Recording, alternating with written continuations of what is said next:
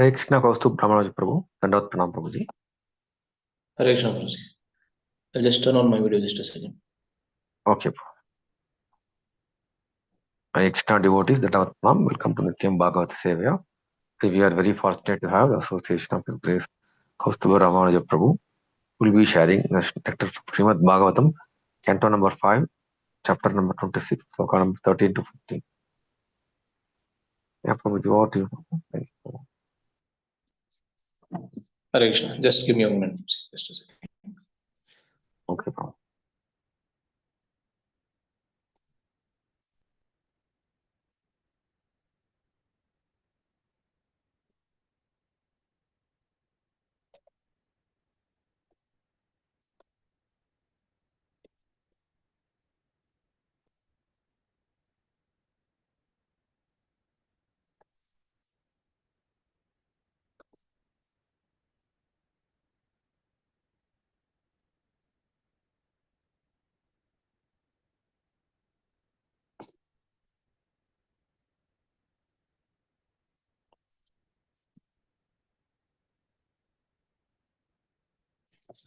Hare Krishna.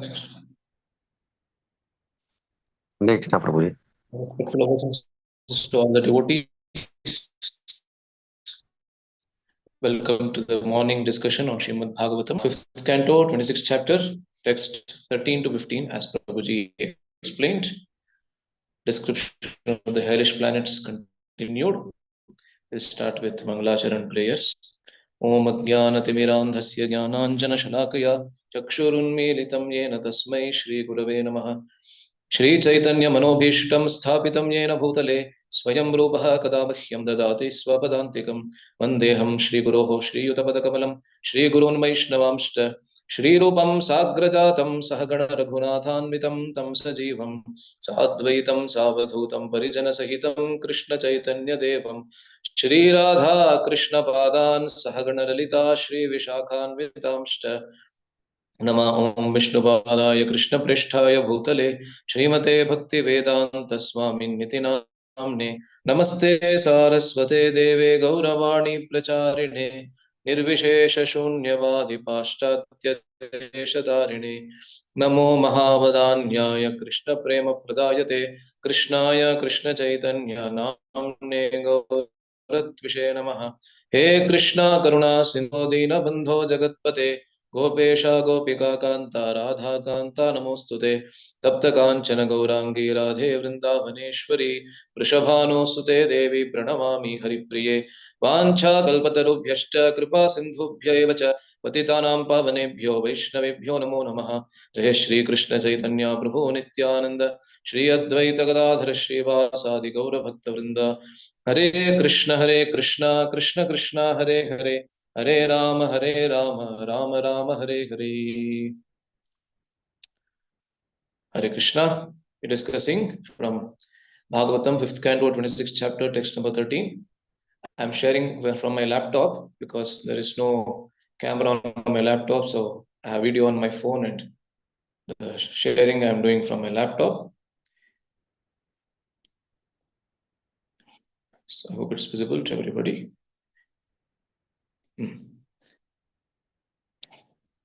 Om Namo Bhagavate Vasudevaya. Om Namo Bhagavate Vasudevaya. Om Namo Bhagavate Vasudevaya. Narayanam Namaskritya Naram Chaiva Narottamam Devim Saraswatim Vyasam Tato Jayamudirayet Nashtaprayeshva Bhadreshu Nityam Bhagavata Sevaya Bhagavatyuttama Shloke Bhaktir Bhavati Naishtiki Krishnaya Vasudevaya Devaki Nandanaya Cha Nanda Gopa Kumaraya Govindaya Namo Namaha. So we are discussing from this chapter, the 26th chapter, named A Description of the Hellish Planets. So we have seen in the 5th canto the cosmos of the universe being described till now. It started with the 15th chapter when the Jambudvipa was described. So the entire creation process is described in the Srimad Bhagavatam. The cosmos of this universe especially is described in the 5th canto. Shukadev Goswami discusses how the Brahmanda, one Brahmanda in which we are living in right now, that is divided into first 3 parts, and those 3 parts are further divided into 14 planetary systems, and we are staying on the Bhuloka within the Bhumandala, which is like the leaf of the lotus which sprouts from the navel of the Bhuloka, as well as the 7 subterranean heavenly planetary systems, with beginning with Atala and ending with Patala. So we saw the description of Bhuloka, which is further divided into 7 dvipas, with the middle part being the Jambu Dvipa. We recently attended the cosmology seminar of Bhavaneshwar Prabhu, so all of us are familiar with this. So the 7 dvipas, in which we are staying in Jambudvipa, and in Jambudvipa again there are 9 varshas, 9 kind of islands, and we are staying in Bharatavarsha. Except for Bharatavarsha, other 8 varshas are also heavenly planetary systems, which are called Bhauma Svarga and as Divya Swarga, and those planetary systems, those heavenly planetary systems which are within the Bhuloka, except for Bharatavarsha, they are called as Bhauma Swarga, and the subterranean heavenly planetary systems, which begin with Atala and end with Patala, they are called as Vilasvarga. So all this was described, and finally we have come to this 26th chapter, where at the beginning of this chapter, or rather at the end of the last chapter, at the end of 25th chapter, Shukadeva Goswami asks Parikshit if there is anything else he would like to hear about the cosmos. So then Parikshit Maharaj asks him to describe Manushya Vaichitriyat, he says. Vaichitriya means the kind of Vichitra activities, means the kind of strange activities that the living entities get themselves into, because of which they have to suffer life after life. So then, taking the hint from that question, Shukadeva Goswami begins describing the hellish planetary systems, which are actually located below Patala. Below Patala, there are around 21 to 28. That's what Shukadeva Goswami says. And he begins the description of hellish planetary systems with the description of Tamishra. So Tamishra, Andha Tamishra, Raurava, and Maharaurava. So these 4 hellish planetary systems have been described till now, and today we will see 3 other hellish planetary systems. So the purpose of description of these hellish planetary systems is to induce a sense of fear in the living entities. Yes, a sense of fear is induced so that they walk the path of dharma. So those who don't learn by love, they should always be taught by fear. As we have learned very often that there are 4 different stages in the worship of God: fear, desire, duty, and love. But most of the population comes under the platform of fear. So it is to induce a sense of fear, so that in the long run, it is beneficial for the living entities themselves that they don't get into these kinds of activities. As Shukadeva Goswami describes in the beginning of this chapter itself, all these kinds of results are actually they actually come because of the entanglement within the 3 modes of material nature only. And Prabhupada Prakrite Kriyamanani Guna, he quotes that verse. So from a very famous verse on Bhagavad Gita. So because of the entanglement in the 3 modes of material nature, the living entities get into these kinds of activities, and the result is that they have to suffer in these kind of hellish sarva dharman parityajya mamekam sharanam braja ahantva sarva papebhyo mokshayishyami ma shuchah. That is the ultimate solution to the problems of the living entities. But if we have to understand what kind of hellish planetary systems themselves exist, we can refer to this. Of course, I've heard that this is described in much greater detail in the Garuda Purana, which I have not read, but there is a summary description in the Srimad Bhagavata. So what kind of activities lead to what kind of hellish planetary systems? So the first one that we will see today is Kumbhi,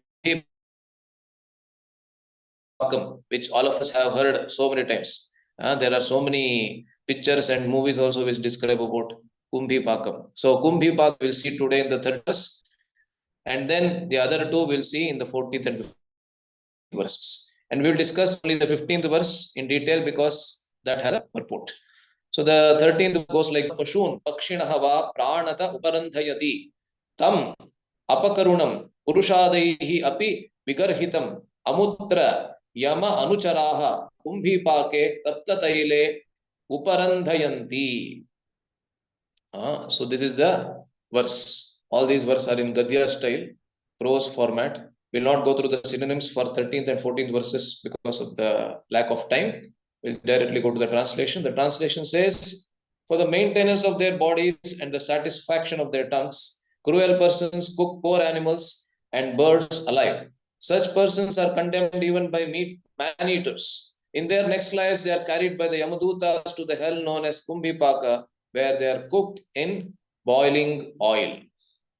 So this is the result of meat eating. So this is described here. In the 13th verse, the result of meat eating. Because they burnt and they roasted. They killed animals first of all, and then they roasted those animals many times even alive, and they indulged in eating the flesh of their animals. So therefore, they are given this kind of a destination. Interestingly, the Srimad Bhagavatam itself describes Jivo Jivasya Jivanam. In the first canto, we have seen this verse, if you remember, Ahastani Sahastanam Apadani Chatushpadam Phalguni Yatra Mahatam Jivo Jivasya Jivanam. Generally, it is seen that Ahastani Sahastanam, those animals or those living entities which do not have hands, they become food to those with hands.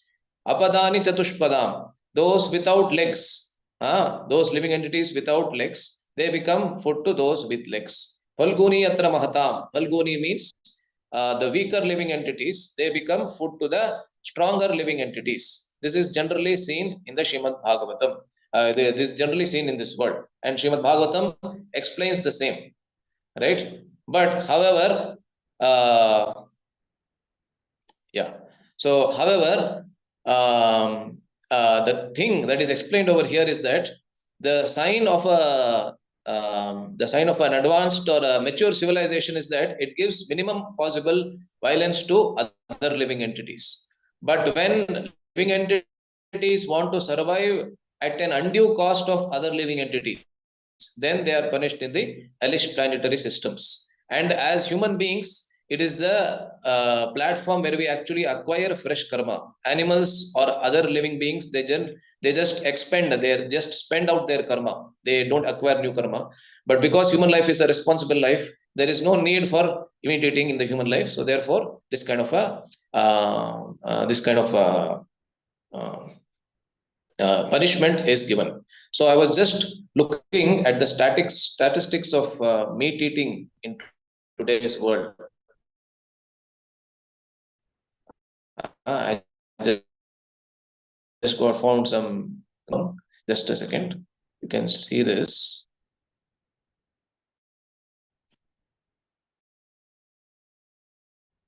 Yeah. So this is the statistics within India. Percentage is almost close to 78%. So that means that 78% of the world eats meat, and 22% of the world are vegetarians. But however, 38% of the world's vegetarians are in India. 38% of the world's vegetarians are in India, and in India you can see this is the situation. So those which are marked as green, they are generally vegetarians. And you can see the pathetic state of South India. In amongst the South Indian states, I guess Karnataka falls, better. Karnataka is doing much better than the other states, where 21% is vegetarian. But you just see Kerala, Tamil Nadu, Andhra, Telangana. Telangana is just 1.3%. That means 1.3% of Telangana is vegetarians. Strict vegetarians. Everybody else eats meat. And the northeast and other places, no need to ask at all. Even in Bengal, our own West Bengal, where Mayapur is situated, just see what is the situation. 1.4% is vegetarian. And in Odisha, where our famous Jagannath Puri Kshetra is situated 2.6%. So the North Indian states are doing much better, 75% in Rajasthan. So this is the situation. So if this is the situation, there is no doubt that all of these people will be suffering in just a second. I want to come out of this screen share. How do I do this?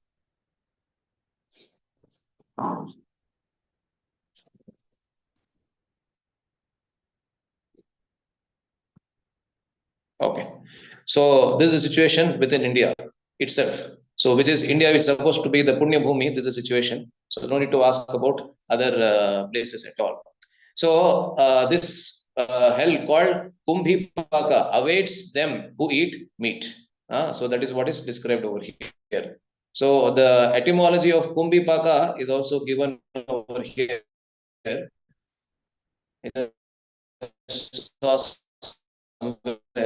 Just a second. Pachanti tatra taila kumbhyam. So kumbhi means a big vessel. Let me just share this so that everybody can see. It's on my laptop. Half thing is in my laptop and half thing is in my phone. That's a problem. So anyway, so here you can just see. Yeah. So now here I'm just sharing this. So here it is explained the where my cursor points. So tat taila kumbhyam pachyante yatra sa kumbhi pakaha iti avayavarthaha vivakshitaha. That means that kumbhi means a big vessel. So the meat eaters, they are put in this vessel and they are roasted alive by the Yamadutas. Yama Anucharaha. Yama Anuchara means the Yamadutas. They put this kind of people in this big vessel in frying oil. Just like we make so many items every day. So they are put into this big, big kind of vessels which can contain many people. Like our prasad, we make our bhoga, but they are big vessels. So therefore they are called as kumbhi. Kumbhi paka. So kumbhyam pakaha. They are roasted. Paka means roasted. So they are roasted in the big vessels. So therefore this kind of a hellish planetary system awaits them. Okay. So now we'll go to the next verse. We need to discuss 3 verses today. So we'll go to the next verse. So the 14th verse talks about another hellish planetary system called Kala Sutra. Let me read the verse. Yastviha Brahmadrik sa Kala Sutra Samyake. Samyake means it is called. So Brahmadrik means one who kills a Brahmana. He is sent to this kind of hellish planetary system called Kala Sutra, Narake, and that is a Naraka Loka, which is located below the Patala Loka, one of the 28 hellish planetary systems which is described by Shukadeva Goswami. Ayuta Yojana Parimandale, Tamra Maye, Tapta Khale, Upari Adhasthat, Agni Arkabhyam Atitapyamane, Abhiniveshitaha, Shut Pipasabhyancha Dahyamanaha, Antar Bahih Shariraha, Aste Shete Cheshtate Avatishtati Paridhavati cha Yavanti Pashuromani Tavat Varsha Sahasrani. It's actually quite simple to understand. Let me read the translation quickly. The killer of a Brahmana is put into the hell known as Kala Sutra, which has a circumference of 80,000 miles and which is made entirely of copper. Heated from below by fire and from above by the scorching sun, the copper surface of this planet is extremely hot. Thus, the murderer of a Brahmana suffers from being burned both internally and externally. Internally, he is burned with hunger and thirst, and externally he is burning from the scorching heat of the sun and the fire beneath the copper surface. Therefore, he sometimes lies down, sometimes sits, sometimes stands up, and sometimes runs here and there. He must suffer in this way for as many thousands of years as there are hairs on the body of an animal. Difficult to even imagine this. So many times when we read these kinds of verses,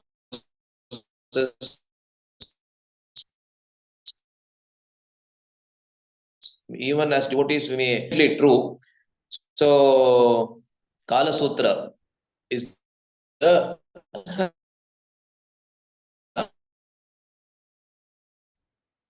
the sixth killer of a Brahmana. So one who kills, one who physically kills a Brahmana, or even mentally or mentally slights a Brahmana, for example, not mentally, emotionally afflicts a Brahmana, he may be sent to this kind of a hellish planetary system where he is put into a circumference of 80,000 miles. Ayuta Jale. Ayuta means 80,000. And that is like a tawa. So last in Kumbhipaka we saw Bandli where he is roasted. Here it's like a big tawa, just like a dosa tawa. We have seen sometimes dosa tawa in restaurants or in hotels they are huge, right? Where close to 20 or 30 are made together. So we can imagine an enlarged version of that kind of a dosa tawa mechanism in this planet where they can heat the entire surface at once. So at once the entire surface of this tawa kind of structure is heated, and all these people are made to lie down, or they are made to stand on top of that. They don't have any place to go. How will you go 80,000 miles? If you have to escape that, it's of course virtually impossible. But even if you have to mentally try to escape that, you need to go 18,000 miles away, and still there are many people they appointed as guards who will push you inside the tawa again, right? So the point is that within these hellish planetary systems, we get that kind of a body which doesn't die also. All of us have heard this. It doesn't die also. If we undergo this kind of pain within this world, immediately the body will die. So there will be no, there is no what do you call, elongated pain, right? Because once the soul leaves the body, because the soul cannot tolerate this kind of pain that is afflicted to the body, the soul leaves the body and then it is done, said and done. But here we get such a body which can experience much more pain, which actually experience much more pain than we experience as human beings. But at the same time, the body doesn't die as well. So it's actually horrible. It's horrible to even imagine. And such kind of a person is pushed into that surface, and even though he cannot stay even for a second over there, he's made to stay there for thousands of years, and he's made to stay for as much time as there are hairs on the body of an animal, so that we can just imagine what kind of suffering those people go through. uh, so many times we have some problem, we have some serious problems with the justice system. Even within this world we have some serious problem, just like we think that the act that is committed is very minor compared to the punishment that is given, right? This is one question that many of us have. Even I have this for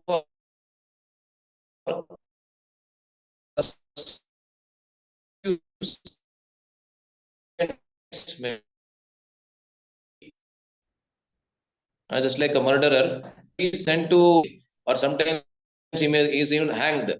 And even if he's rotting in the jail, he has to go through that sometimes for his rest of his life also, right? So that kind of a judicial system is there not only in this world, but even in the universal cosmos. That kind of a judicial system is there. Why? Because in order to reinforce the point that the punishment is proportional to the degree of the sinful act committed.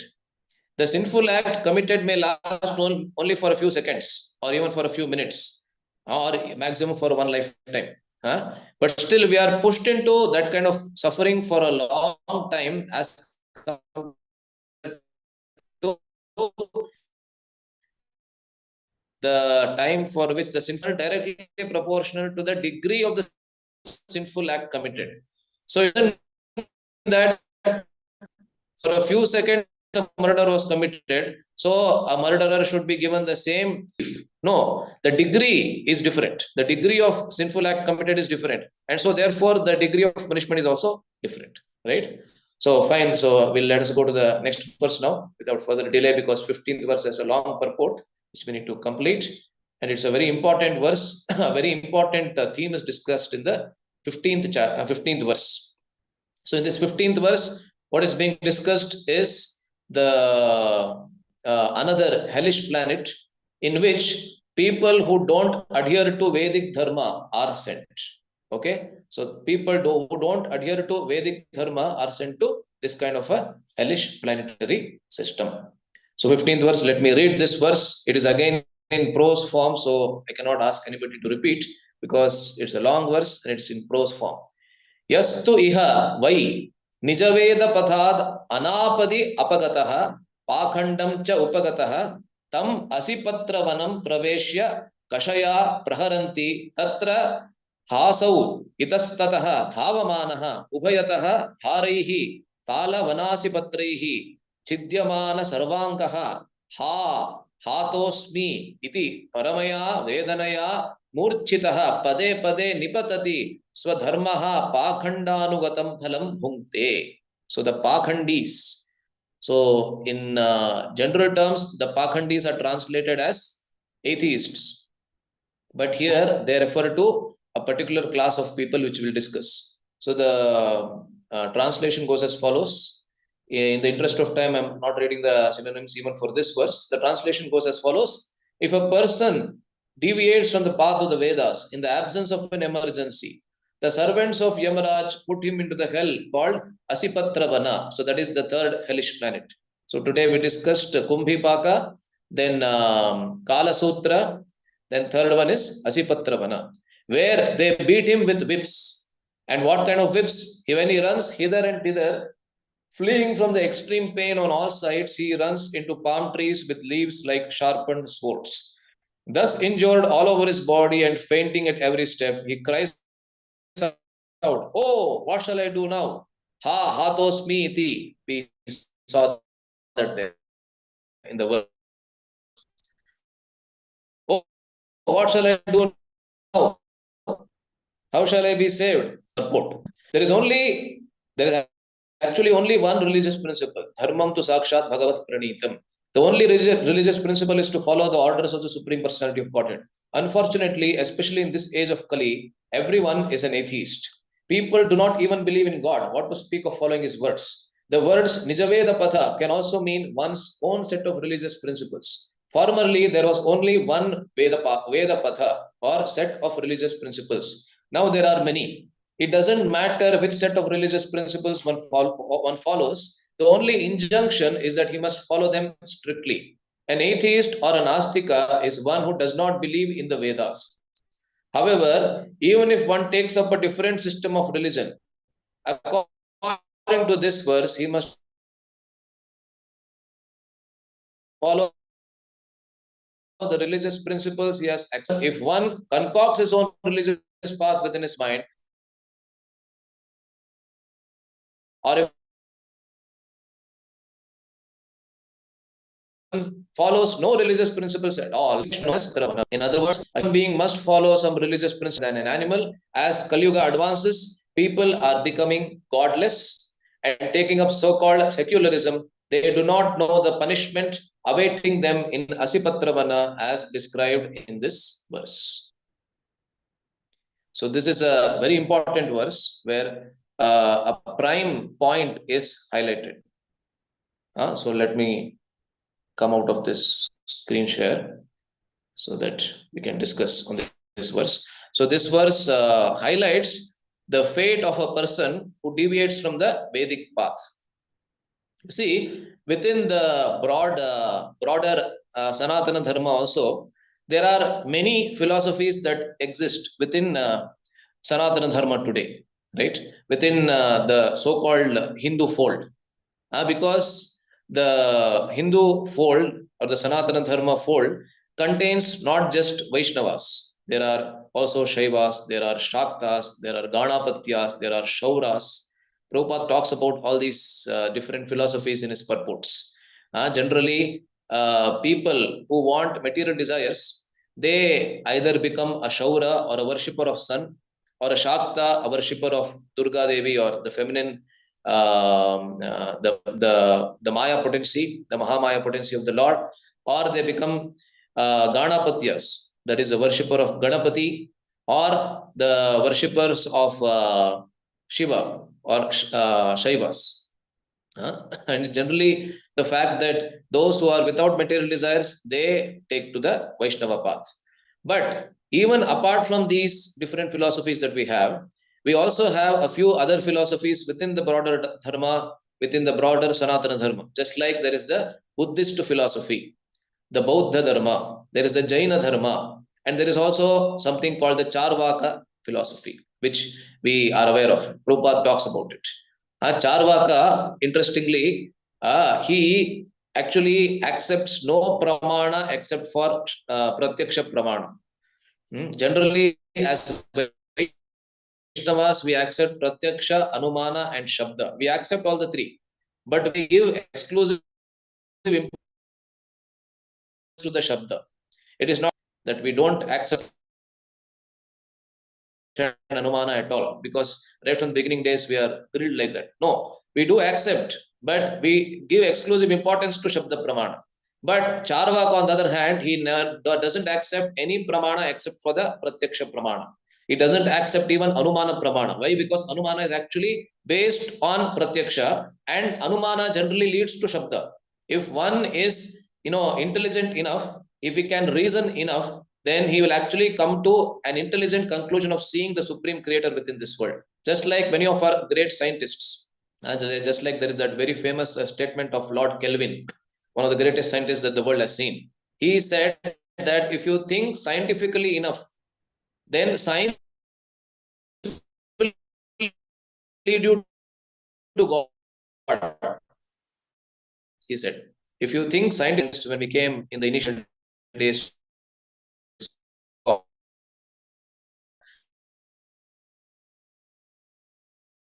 anyway, even Einstein, actually, his personal interactions show that he was a firm believer in God. So, the point that I'm trying to make over here is that Charvaka doesn't accept anybody, any pramana other than Pratyaksha. That means what I see, that is all that I believe in. However, Bauddha and Jaina philosophies, they accept Anumana as well as Pratyaksha. That means Pratyaksha and Anumana, because the major bone of contention which Bauddhas and the Jainas have, or the major strength that they have, is their logic, their logical understanding. So there is a branch of Vedic, the Shadangas called Nyaya. Nyaya is nothing but logic.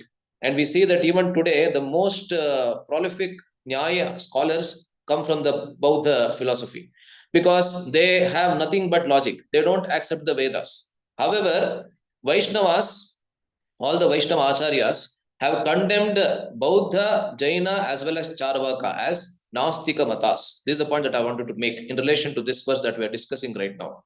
The Vaishnava acharyas, beginning with Vishnu Swami, Nimbarka, Ramanuja, Madhva, Chaitanya Mahaprabhu, all of our acharyas have condemned Bauddha. Of course, first is Charvaka, next Bauddha and Jaina philosophies. All these three philosophies are condemned as Nastika Matas.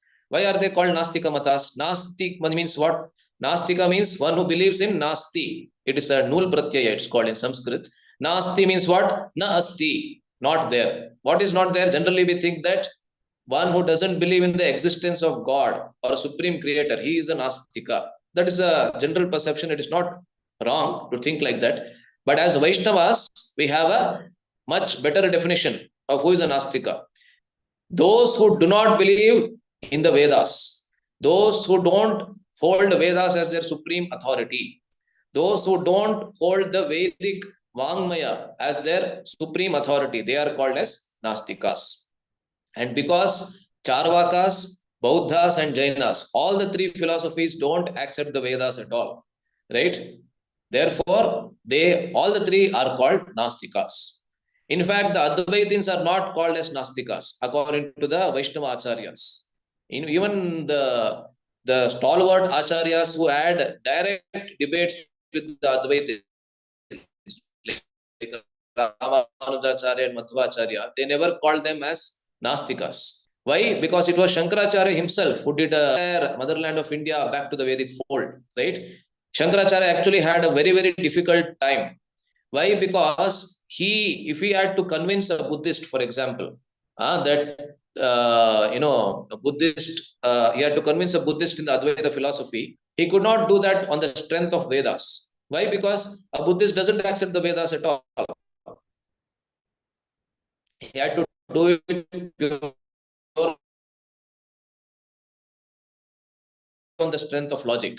So that field of Nyaya, and any of the Buddhists also, right? That we could convince the entire Buddhist fold. I was hearing a devotee, senior devotee, he was saying that even today, if you see, major Buddhist sites are located outside India. Of course, within India also there are some places like in Bodh Gaya and other places. But generally, you see in Chinese, the Sri Lankans, and the Southeast Asians, they practice Buddhism more than the Indians. That is the contribution of Shankaracharya. What the great contribution that he gave by bringing the entire Sanatana Dharma back to the Vedic fold. And that is the platform on which the Vaishnava Acharyas later on acted and built their philosophy. Right? If Shankaracharya had not brought Bharata Khanda means not Bharata Khanda also, the Indian land that we have today under the Vedic fold, then it would not be entirely possible for the later Vaishnava Acharyas to accomplish what they did, right? So anyway, so these three matas, that is the Bauddha, Jaina and Charvaka mata are called. What is the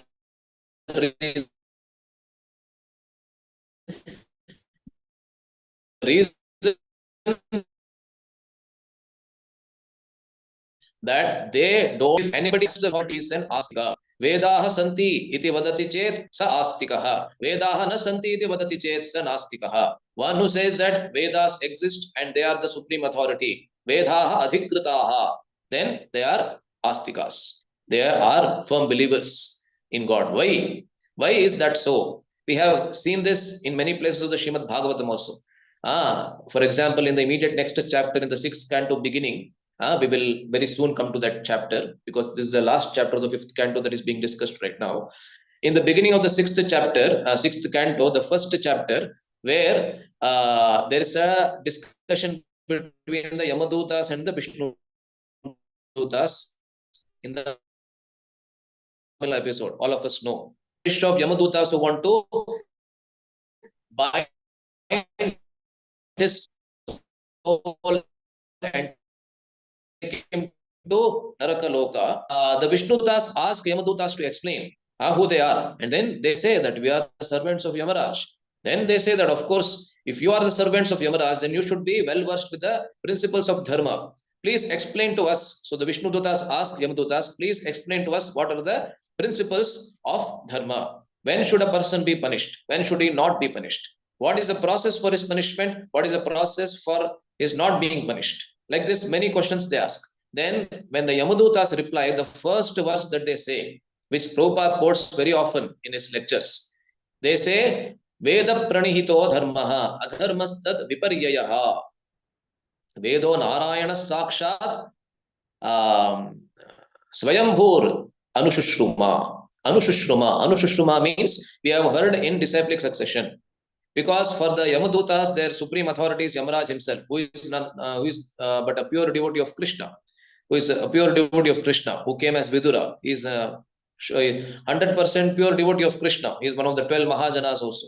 In fact, the list of 12 Mahajanas is given by Yamaraj only. And he tells this to Yamadutas. It is in the same episode that Yamaraj tells the names of the 12 Mahajanas to Yamadutas. Right? Swayambhu, Narada, Shambhu, Kumara, Kapilo, Manuhu, Prahlado, Janako, Bhishmo, Balir, Vayasakir, Vayam. Vayam means us, means me, myself.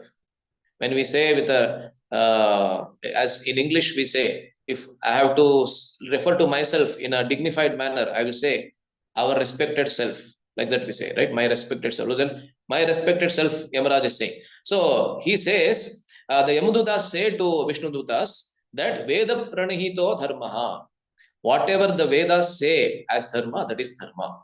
So this is a perfect understanding. Of course, there was a higher understanding than that was given by Vishnudutas later on, because there was a conflict of the principles that was involved in punishing a living entity was involved over there. Therefore, they give a higher understanding. But however, the Yamadutas are actually giving a perfect understanding. Veda pranihito dharmaha. Veda pranihito dharma means what? What the Vedas say as dharma, that is contrary, act contrary to the Vedic religious principles, that is adharma. So Veda pranahito dharma, from where are the Vedas coming? Now you say that all living entities are prone to four that they do. We have learned all this in beginning days only. All living entities commit mistakes. That there is a tendency to get illusioned. There is a cheating propensity. These are the four. Their senses are imperfect, because of which all the three happen. So then, why should we believe in Vedic principles? So then, therefore, they say the third line: Vedaha Narayanat Sakshat. The Vedas themselves are Narayana. Why? Because they come from the breathing of Narayana. So there are many pramanas that are quoted in the purport or the commentary of that verse to explain that actually the Vedas come from the breathing of Narayana, and the Vedas themselves are non-different from Narayana, or they are non-different from the Supreme Personality of Godhead. Vedaha Narayana Sakshat. Swayambhuhu ityanushrushtuma. Swayambhuhu means they don't have any place from where they have come. Just like Brahma is called Swayambhu, because he didn't appear by the union of a man and a woman. He's called Swayambhu because he came directly from the navel. Uh, uh, Leaf, the lotus. So similarly, themselves are also called Swayambhu because they come directly from the navel. Then the Vedas come from the breathing of the Supreme Personality of Godhead. And when the Vedas come, where the four Vedas are given to the four faces of Brahma. Therefore, we have heard that now each face of Brahma is reciting, our Chaturmukha Brahma is reciting one Veda. Right? So therefore, in this verse, a very important principle is being mentioned, that one who goes away from the Vedic path, or in other words, one who becomes a Pakhandi. A Pakhandi means an atheist. One who doesn't adhere to the Vedas. Either he doesn't believe in the Vedas itself, or he doesn't adhere to the Vedas. Both are actually equally punished. In fact, the latter is more punished. If one is a non-believer of the Vedas and therefore he doesn't follow Vedic principles, he gets a 1 degree of punishment. But a person who believes but does not follow, he gets a severe degree of punishment, a more higher degree of punishment. Right? So, Nija Veda Pathad Anapadi Apagataha. But the words that are used in this verse are very, very important to understand. Nija Veda Pathad Anapadi Apagataha. So Veera Raghavacharya, in his commentary to this verse, he says, I was just going through that this morning, he makes a very important point. Anapadi apagataha. Anapadi means even though there is no emergency, even then he doesn't follow the Vedic principles. That means what? It means that in times of emergency, we can, choose. We can choose to not follow the Vedic principles. That is there. That is why it is called as apad dharma. In the Bhagavatam also, there are many places in which apad dharma is explained. Just like a very simple example can be given. When a soldier is at his home, he is supposed to follow the principles that the country or that the judicial system of the country has given. Right? He is supposed to follow the traffic laws. He cannot take his gun and use it against anybody when he is at home, when he is in a city. If a soldier is at his home in Delhi, then he cannot, act contrary to the Delhi traffic laws, the general laws that are established by the Delhi state government, right? But however, if the same person, when the same soldier is fighting on India-Pakistan border, then there are many provisions that are given to him by the same judicial system. He was given the permission to kill, because if he does not kill, then the terrorists may kill so many other living entities or so many other soldiers on the border, right? So he's given the provision to kill. He is given the provision to many times even people who come from go vegetarian backgrounds, for example, if they are serving in the army, they may have to take even flesh, because nothing else is available at that point in time. I know many of my own family members, not many, but one of my distant relatives who actually passed away in the in the India-Pakistan border in 2007. He is one of my distant relatives. I come from a Sri Vaishnava family where none of us is used to taking meat. But when he went to the border, and it is not that in 2007 he had just joined army. Joined the army in the late 80s. But after a few years, after the first few years, in the beginning of the early 90s, because he didn't get any vegetarian food stuff at all in the border, so he had to take non-vegetarian stuff also. He had to eat meat, in simple words, right? So just like we know that even Vishwamitra, Prabhupada quotes this in many of his purports. Even Vishwamitra, at one of the very emergency situations, he had to survive on dog flesh, Prabhupada says, right? So there is something called apad dharma. That means that in times of emergency, you can choose to, it's called ullangana in Sanskrit. In Kannada also we call it. Ullangana means to disobey or to overstep. It's actually, ullangana is translated as overstep.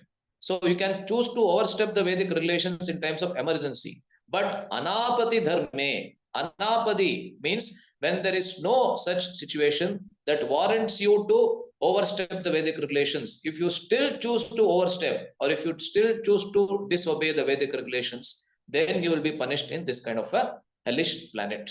So let me read this commentary just a second. It's a very beautiful commentary. Anapadi apagataha ityanena apadi swadharmatyagaha na doshaya. That's what he says. Veera Raghavacharya says. He has given a lengthy commentary to this verse. So if you choose to overstep in times of emergency, na doshaya, it doesn't give you sinful reactions at all, because the Lord who is sitting as the Paramatma within your heart, he understands. But if you wantingly choose to overstep even in normal situations, even in times of no famine or no pestilence or no floods, and when plenty of food stuff is available, plenty of food stuff which we can take as human beings is available, non-meat food stuff. Even if you choose to eat meat, then you will be sent to this kind of a hellish planetary system. And what kind of suffering you get over there, it is very graphically described by Veera Raghavacharya in his commentary. Let me just read some parts of his commentary.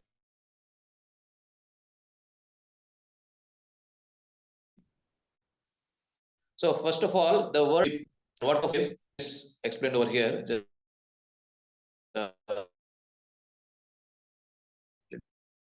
become, yeah. Kashahi itu nimitah andakarah rajju visheshaha. Rajju means rope.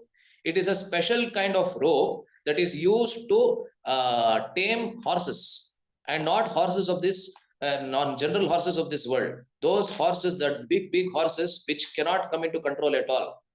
Generally, it is said that a cow can come into control when you tie that nose, when you tie that rope around its nose.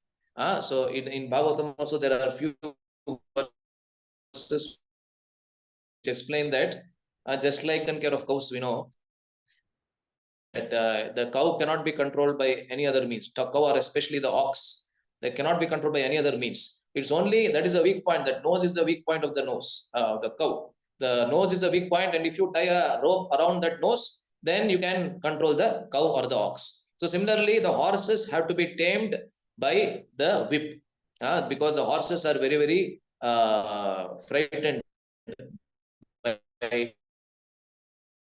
the whip, it is said. So those kind of whips are very system. Evam kashaya taditaha tatra asipatravane asaditaha itastataha dhavamanaha. When he is being whipped by the Yamadutas, there are hundreds and hundreds of Yamadutas who can whip even one person, their employee. So they are continuously whipping him, and he is continuously running, trying to escape that whipping, and he is running here and there. Itastataha dhavamanaha. Tivra danda asahamanaha. Tivra dandam asahamanaha. He is not able to tolerate. However, he is given such a kind of a body which can tolerate. He as a soul, he thinks that he cannot tolerate, but the body actually can tolerate, and therefore he does not die. Drutataram gacchati ubhayataha ghoraihi parshvadvayepi dharayuktaihi khadgasya. So now he is describing that palm leaves. So he tries to climb a palm tree. Is it a palm tree? What kind of tree is that? Is it just a second? I think it's a palm tree only, right? Yeah. Injured all faint. Yeah, palm trees. It is described in the translation. Palm trees. So the palm trees have leaves, which are a variety of kinds of leaves. So when this person is trying to escape the whipping, no punishment than the whipping, because each leaf of the tree is made with a sword kind of a substance. And here Veera Raghavacharya says that that is a special kind of a sword. Generally, if you have a sword, if you have seen the sword of Tipu Sultan or other sword of Shivaji Maharaj and all, which is there in Pune, kept even today, although it is 300 years old, it is very, very heavy. You cannot even lift it, right? So if you generally see a sword that we have, the sword is plain on one side but sharp on the other side, right? It cannot be sharp on both the sides. Otherwise, it is very dangerous. If it is sharp on both the sides, then it may inflict pain on the person who is holding the sword also, right? So it is generally plain on one side and sharp on the other side. But these kind of swords, or the leaves of the trees which are like swords, are sharp on both the sides, right? That's what he's saying over here. Parshad dvayepi dhara yuktaihi. Dvaye means both the sides. Both the sides, they are sharp. Ekasmin khadgasya tu ekasmin eva parshve dhara. Generally, the swords of this world, we've seen that it's only sharp on one side, but those leaf swords, they are sharp on both the sides. So that time when he is inflicted with this kind of terrible pain, talavanasya asipatraihi. That word, that Vana Aranya is also called Talavan. This is not Talavan of Vrindavan. That is a different Talavan of the Naraka Loka called Asipatra Vana. So there, Khadga Sadrishaihi Chidyamanani Sarvapyangani. When he thinks that I will climb this tree and I will escape the whipping, the Yamadutas will not leave him. So the Yamadutas, they also know how to climb the trees. This person hardly knows how to climb the trees. They are accustomed, Yamadutas are accustomed to the same planet, so they climb the trees at much faster speed. And moreover, when he climbs the tree, he sees that every leaf is like sword. And so he tries, on one hand, he's trying to escape the Yamadutas, on the other hand, he's getting more pain because of these leaf like sports. So therefore, sarvapyangani chidyamanani, all of his angas, all the bodily parts, they tatter into pieces. Still he will remain. I don't know how, but still he will not die, right? Chidyamanani sarvapyangani yasya tadrishaha hahakara purvakam atosmi iti. That time he cries very loudly, I am dead, I am dead. He simply cries, not die. Describe very graphically. I don't know how to describe that, but ha ha kara purvakam hatosmi iti vadanne paramaya tivraya vedanaya. He experienced that much pain which has never been experienced in his entire lifetime. That's how he thinks. Although he might have gone to hellish planetary system, and this might be the second entry also to the hellish planetary system, his second entry. But still he thinks that I have never before experienced this kind of a pain. Paramaya tivraya vedanaya pade pade murcham prapnoti. And he becomes unconscious again and again.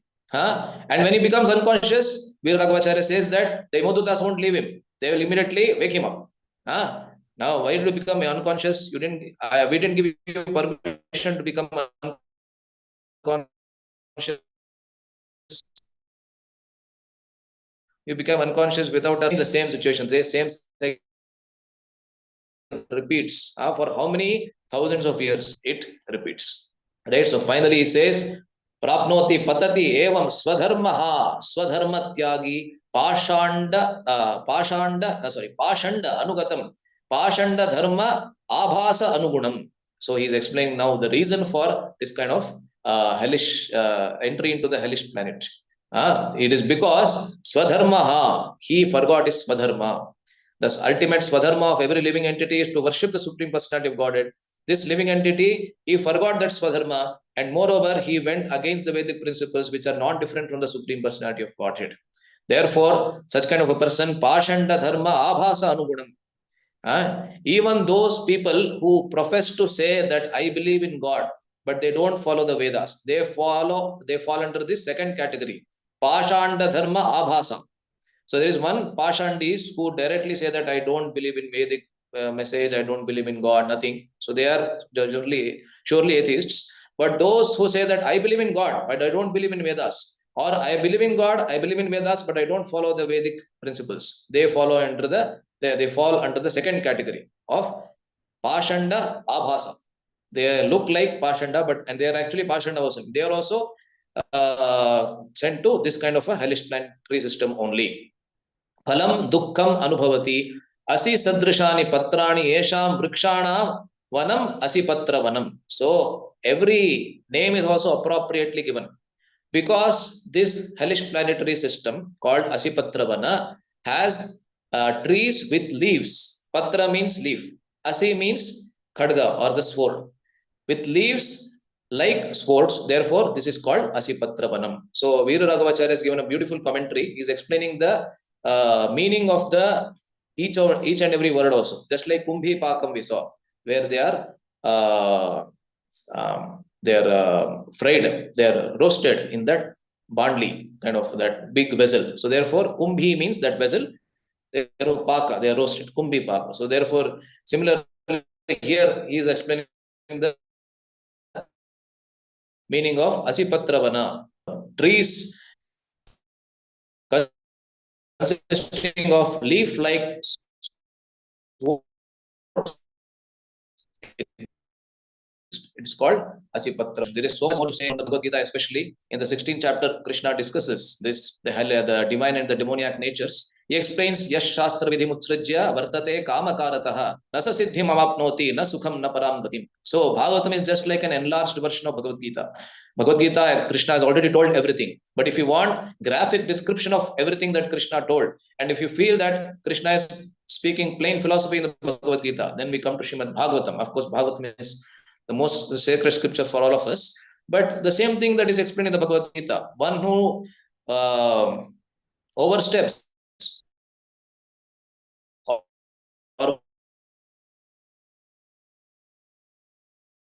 goes against the Vedic regulation, Nasa Siddhim Avapnoti, he will not attain anything within this world. Na Sukham Na Param Gatim. He will not attain happiness, will he attain the Paramgati, nor will he go to the hereafter, right? Nor will he go to the world that is supposed to reach hereafter, right? He will not go to he will not have a higher destination. And in the next verse again, Krishna says, Tasmat Shastram Pramanante Karya Karya Vyavasthitau Yatva Shastra Vidhanoktim Karma Kartum Iharhasi. It's been a while since I read, so I don't remember the verses properly, but this is a very appropriate verse. Tasmat Shastram Pramanam Te. So, yes, Shastra Vidhimutsrija means their Shastra refers to Vedas. All the Acharyas comment like that. So, for you, Arjuna, Shastra should be the Pramana. For deciding Karya and Akarya, what should I do and what should I not do? For deciding both of them, what should be our Pramana? The Shastra should be our Pramana. So, therefore, Prabhupada gave so much of importance for studying Bhagavad Gita and Srimad Bhagavatam in great detail, right? He made so many forums like Bhakti Shastri, Bhakti Vaibhava, Bhakti Vedanta. All these forums are for studying our Shastras in great detail. The two major Shastras that we have are Bhagavad Gita and Srimad Bhagavatam. These have to be studied in great detail. So therefore, if you have to know what is to be done and what is not to be done, Shastra is the Pramanam. So therefore, having known that Shastras, you should do karma within this world. So one doesn't even have the right to engage in karma before knowing the Shastric rules and regulations properly. That is Krishna's opinion, right? So therefore, one who goes against such Shastric regulations, he is punished in this kind of a hellish planetary system called Asipatravana. So today we saw these three verses, 13th, 14th and 15th, where Shukadeva Goswami is explaining Paka, Kala Sutra, and Asipatravana. So I'd like to end over here. It's almost time. Is there any questions or points of discussion or any comments, any corrections, especially all of you are seniors? Any corrections, please let me know. Thank you. Hare Krishna. Granthara Srimad Bhagavatam ki jai. Srila Prabhupada ki jai. Hare Krishna. Thank you, Prabhuji, for wonderful narration and also connecting with our current contemporary world. Thank you. I request the devotees to share any comments or reflections.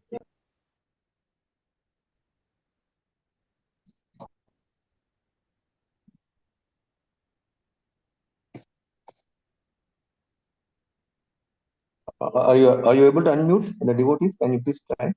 Yes, Prabhu.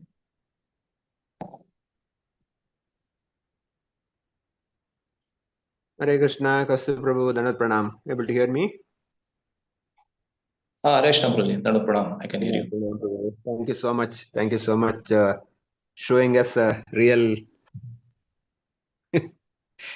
Now, question is that before coming to KC, we have done so many sins. Of course, we are also doing now also, but no, so much we are done. So I don't know what will be my destination. Which hell? I don't know. I'm just asking you.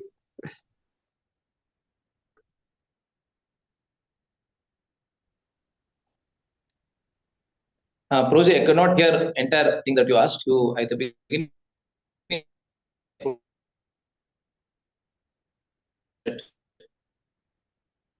Before coming to Krishna consciousness, we destination. Is that the question? Yes, Prabhu. I think that's the question. So you know the answer. I know the answer yourself. But of course, if you ask me, then of course we rely completely on the mercy of the acharyas.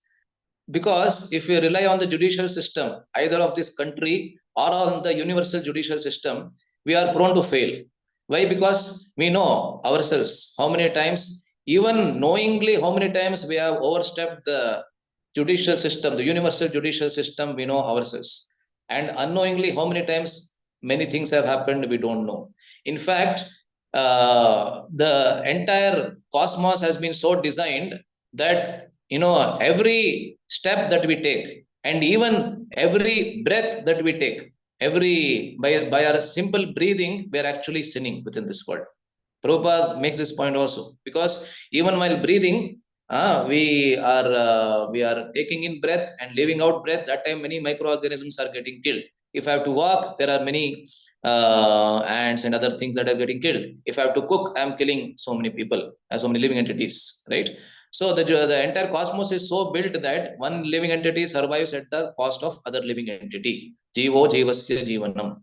That is the way in which this world has been designed, and it is designed for a purpose. The purpose is that the living entity understands that he is authority, has to depend on the mercy of the higher authority. So we are completely dependent on the mercy of Srila Prabhupada, the entire parampara. Otherwise, we don't have hope for ourselves, right? It is not that we have come to Krishna consciousness now. We are chanting 16 rounds or more, and we are rendering many services for the pleasure of Krishna. So I have become free. I have become immune to sinning. I have become sin free, and I have become. I have taken it's like taking a vaccine of no more sinning and no more sinful reactions. It doesn't work that way. After coming to sin also, because there are many reasons, Srila Prabhupada and all the acharyas in the Guru Parampara, and mercy, we have firm faith in that mercy. That mercy is not ordinary, because that mercy is directly coming from Krishna, and Prabhupada and all the Guru Parampara are transparent via medium of that mercy. And therefore, because we rely completely on this mercy, we have firm faith that that mercy can protect us and can take us to the supreme destination. So I feel that the simple answer to that question is that we rely completely on the mercy of the Guru Parampara, and they can take us to the supreme destination in spite of our pathetic situation and our condemnable situation within this world. You can add something yourself, Puji. Thank you so much, Prabhu. Thank you so much. Thank you, Puji. Hare Krishna.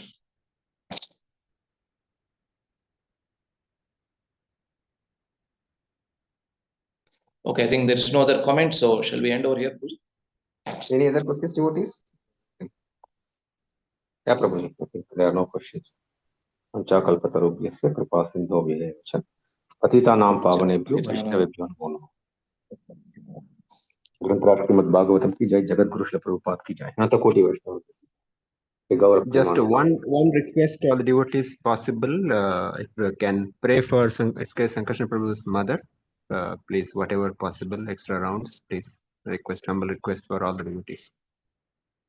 Thank you very much. Thank you, Prabhuji. I'll end the Zoom session. Tomorrow morning we'll meet. Thank you.